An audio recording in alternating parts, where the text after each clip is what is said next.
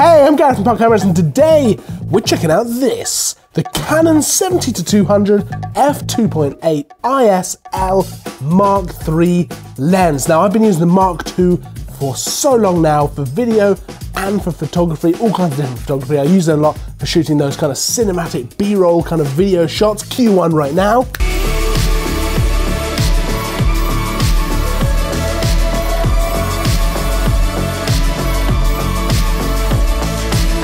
And I use it for all kinds of different photography as well, including landscaping, depending on what kind of thing I'm going to go for. If I'm going to isolate something in the landscape, I'll go for this lens. Portrait, I use this all the time. Event coverage, it's particularly great for wedding photographers, but also wildlife and sport. It's a really versatile lens. So let's just talk about that focal range for a second. 70-200 is a really versatile focal range to have in your bag. It allows you to get in nice and close to your subject at 200mm or pull back to 70 to get a slightly wider shot of things, but it's a really good telephoto option to have available to you. And one of the reasons it's such a staple lens for me is you can get some great bokeh from it. You can get that nice compressed look to your shots, which I love. I use it a lot for portraits, so I can just isolate my subject in the frame. I use it a lot for getting cinematic shots when shooting video, and that versatility means it is absolutely great for anyone shooting an event like a wedding. It really is a great wedding photographer's lens because you can stay kind of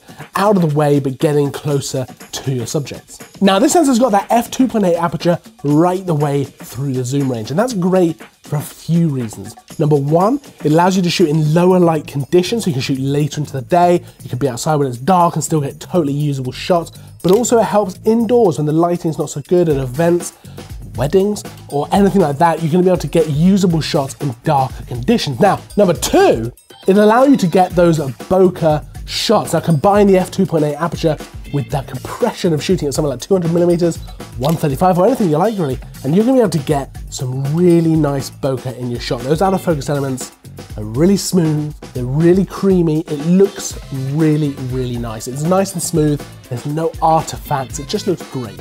So let's talk about image quality. Now, this lens has got a brand new coating on the glass, the Canon Air Sphere coating, which really helps with image quality. In particular, things like ghosting and flaring. It's also got a fluorine coating on the front and rear element, which make it smudge resistant and just generally helps with fingerprints and just general grime. And the images are nothing short of fantastic. Now, I thought that would probably be the case. They were fantastic on the Mark II.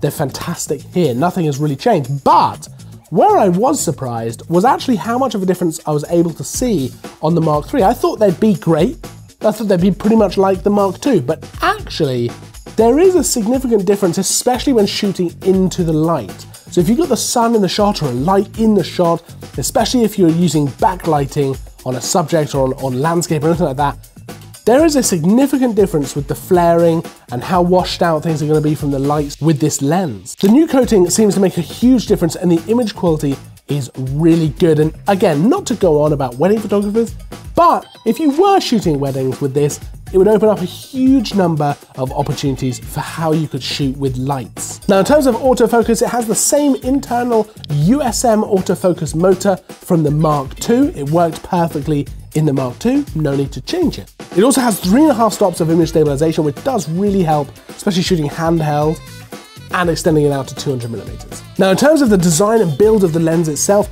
if you're familiar with the Mark II, you'll definitely recognize this straight away. It very much looks the same as the Mark II, although apparently it's a slightly different shade of white, if that matters to you at all. It still has the zoom ring at the back and the focus ring at the front. The focus ring is nice and big, it's well gripped as well, so it's actually really nice to use, and it's kept the same ergonomic design from the Mark II, same switches in the middle of the lens. One thing it is worth noting, especially if you've not used the Mark II before, this is a pretty heavy lens. It's pretty big and weighty. You're definitely gonna feel it in your arms after using it for a day of shooting. But sometimes that's the price you pay for really nice glass, and this is really nice glass. Now, overall, the Canon 70-200 f2.8 ISL Mark III lens is a really nice telephoto lens. The images are great, the build quality is fantastic, as you'd expect from a Canon L lens. I think it's probably fair to say that Canon haven't completely reinvented this from the Mark II, but then